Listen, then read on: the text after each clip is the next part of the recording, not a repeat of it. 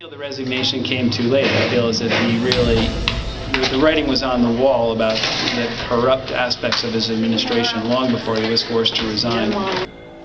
He tried to protect that break-in, and he tried to make it go away, and it just wouldn't go away. Therefore, I shall resign the presidency effective at noon tomorrow. Vice President Ford will be sworn in as president at that hour in this office. August 8, 1974, Richard Nixon became the first U.S. president to resign. Nixon's downfall was largely due to the Watergate scandal, which began on June 17, 1972, when 5 men were arrested at the Watergate complex in Washington, D.C. They were caught breaking into the national headquarters of the Democratic Party. These men were indicted on charges of burglary, conspiracy, and wiretapping. Was President Nixon really a crook?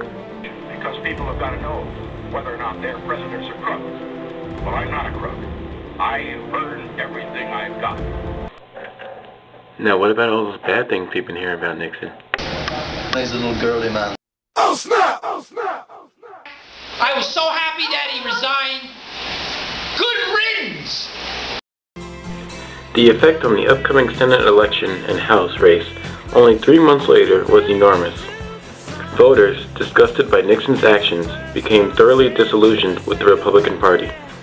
In that election, the Democrats gained 5 seats in the Senate and a remarkable 49 in the House. The Watergate scandal caused many changes in campaign financing. The scandal became a huge factor in the Freedom of Information Act in 1986, as well as laws requiring new financial disclosures by key government officials. Other types of personal disclosure, such as releasing recent income tax forms, became expected. Presidents since Franklin Delano Roosevelt had recorded many of their conversations, but after Watergate, this practice was perpetually ended. The scandal led to an era in which the reporters and press became more interested in finding the dirt of the politicians and national figures. In addition to reporters becoming more aggressive in revealing the personal conduct of key politicians, they also became far more cynical in reporting on political issues. Since Nixon and many senior officials involved in Watergate were lawyers, the scandal severely tarnished the public image of the legal profession.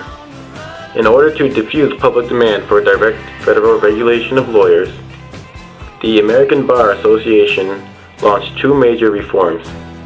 First, the ABA decided that its existing model code of professional responsibility was a failure, and thus replaced it with the Model Rules of Professional Conduct in 1983. The MRPC has been adopted in part or in whole by 44 states. Its preamble contains an emphatic reminder to young lawyers that the legal profession can remain self-governing only if lawyers behave properly. Second, the ABA promulgated a requirement that law students at ABA-approved law schools take a course in professional responsibility, which means they must study the MRPC. This requirement still remains in effect. The Watergate scandal left such an impression on the national and international conscience that many scandals since then have been labeled with the suffix "gate." Do grant a full, free, and absolute pardon unto Richard Nixon.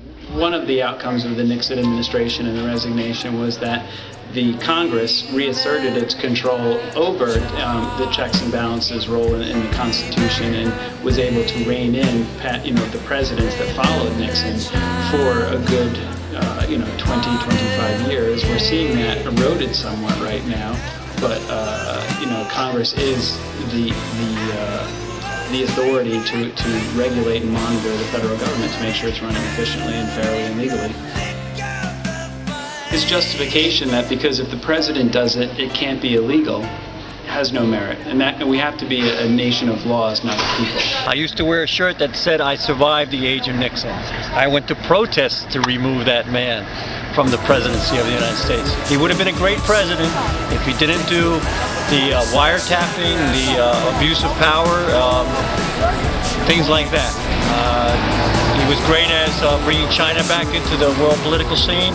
He was great in getting us out of Vietnam, but he was a horrible president as far as personal civil liberties were concerned.